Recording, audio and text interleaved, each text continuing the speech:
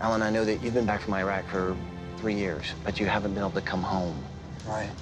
What's so fantastic about this moment is when that bus moves, you're finally going to be home. It's incredible for me to see you, National Guardsmen behind you in attention. The American Legion is here.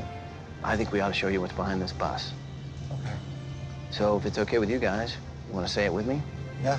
Bus driver, move that bus!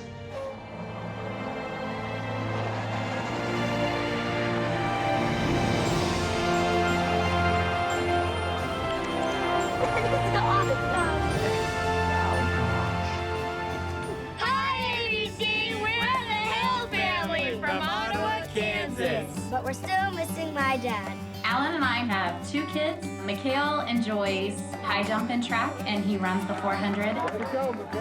This is Drayson, and Drayson loves musical theater. And acting. He's a very creative kid and very funny. My husband Alan was in the National Guard, and he was deployed in Iraq. On 21 November 2007, I was a gunner when my vehicle was struck by an IED. He suffered a traumatic brain injury. Today, 3.5 years later, he's still suffering from severe and persistent post-traumatic stress, as well as the traumatic brain injury.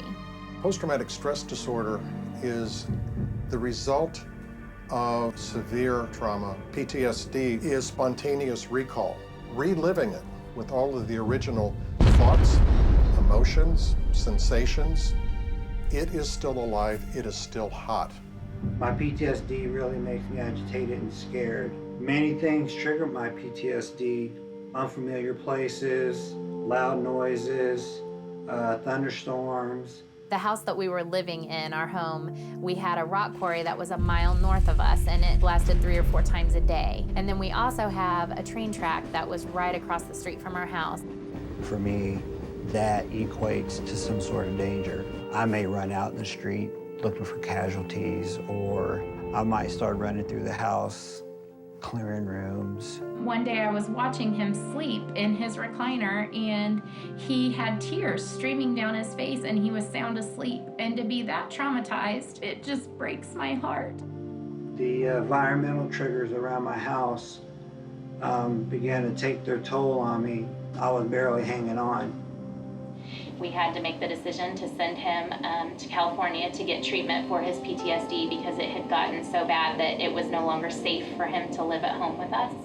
This is the place where I've been since 20 September 2010. This is where I've been getting all my help. Being in the Pathway Home, I've been able to acquire the tools to help me prepare myself for returning to normal life. The Pathway Home is a treatment center for those who've served in Iraq and Afghanistan. Making that transition back home is very difficult. So this is a way station, if you will, to help them find that path going home.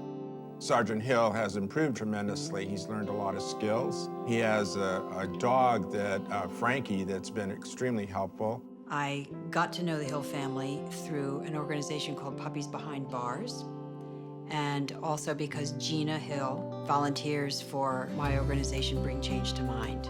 Alan received a dog, Frankie, who was trained by an inmate. Puppies Behind Bars trains these inmates to train these dogs that bring people like Alan, who are suffering from PTS, back into their life.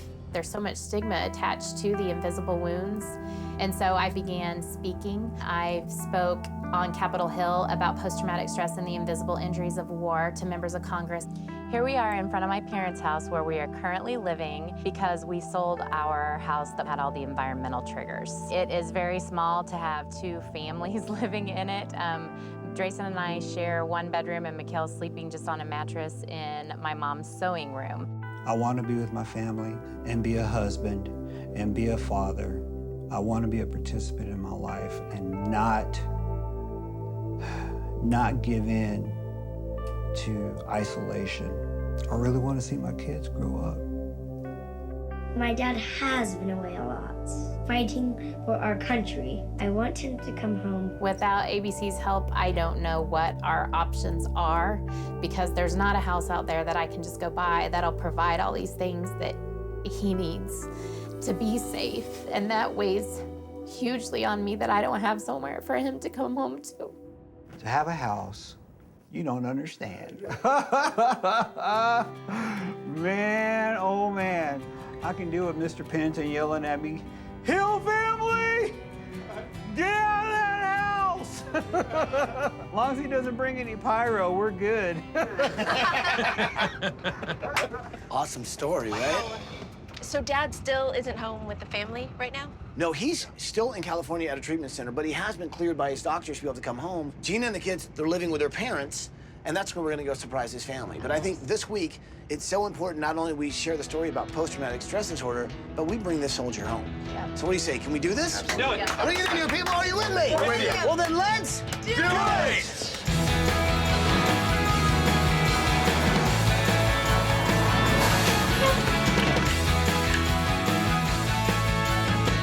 Good morning, Hill family! Gina, Mikhail, Trayson, come on out here! What's happening? How are you guys? You guys really have been separated for like Almost a year. almost a year. It must have been incredibly difficult for him to just know that he had to go get treatment. It was, but he knew that he had to. I think that's his strength, is that he wants to get better.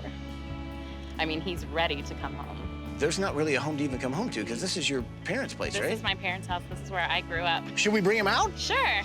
When a soldier is affected by PTSD, it affects the entire family. So now, Gina and the boys are living with, their grandparents. Everybody is making a sacrifice so that they can get through this. Well, I guess if there's any silver lining to this, we don't have to tear a house down because you don't have one. Right. But what we are gonna do is we're gonna find you a new piece of land, build you a brand new house that's gonna be safe and secure in a place where Alan finally can come home. Sounds like a great plan. Awesome.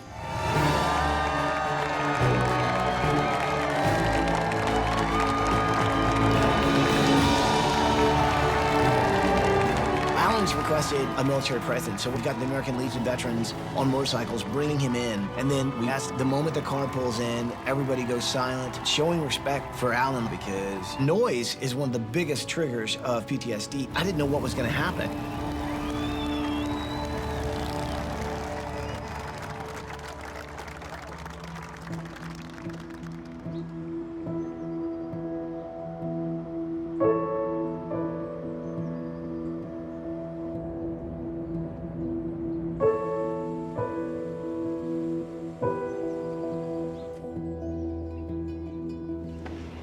Hill family, welcome home. Frankie, unload.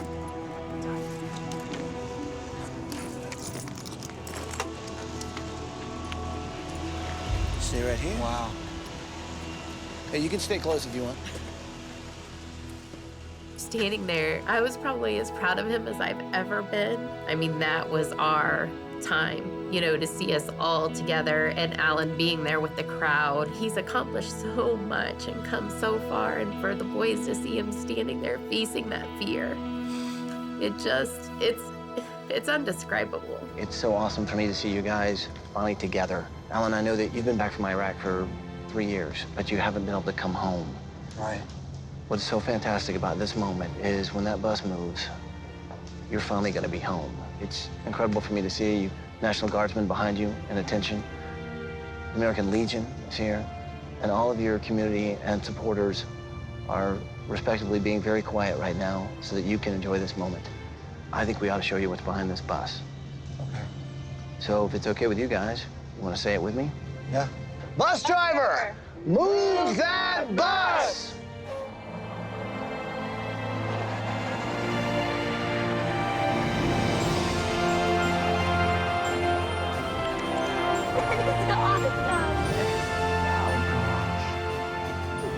You see this, honey? I see it. I think I'm gonna pass out. Don't pass out. Hey. We got you. You're okay. When the bus did pull away, I think we were all just in shock. Before, our house had so many environmental triggers for Alan, with the railroad tracks being right across the street and the quarry just a mile away. Now we have no trains and no rock quarry. There's so much relief. We were standing there all together as a family. It was like we had finally brought him home.